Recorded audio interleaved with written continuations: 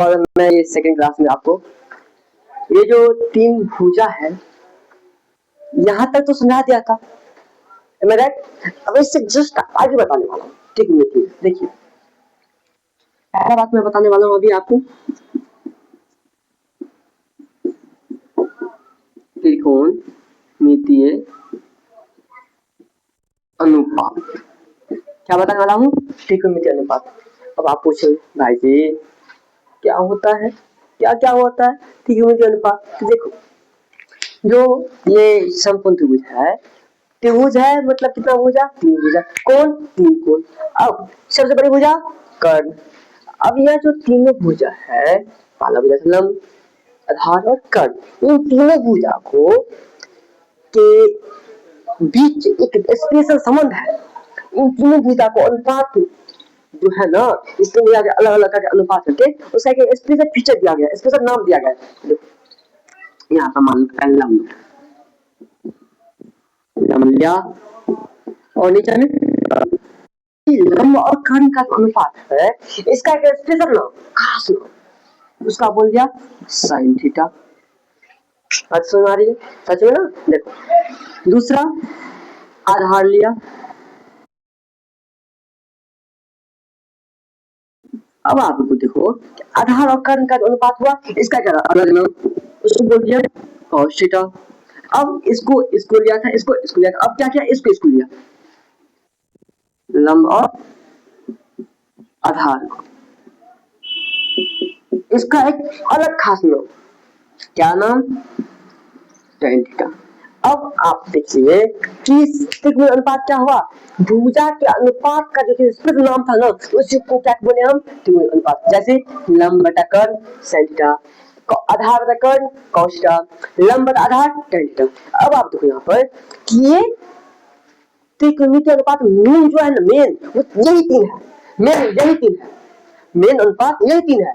इसी का जो है विलोम, जैसे यहाँ पर लंब बटा कर्ण है तो कर्ण बटा लंब, कर्ण बटा लंब, इसका नाम दे दिया गया कौशिक थीटा।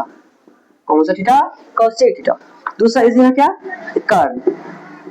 कर्ण बटा आधार, इसका नाम दे दिया गया क्या?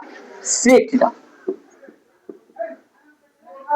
और इसका उल्टा आधार बटा लंब, इसका नाम क्या दे दिया गया? Cot theta. बात बुझा, समझ आया?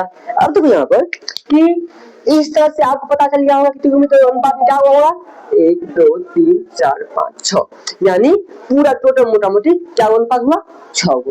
पहला sin थीटा, दूसरा cos, तीसरा tan थीटा, चौथा cosec थीटा, पांचवा sec थीटा, छठा cot थीटा।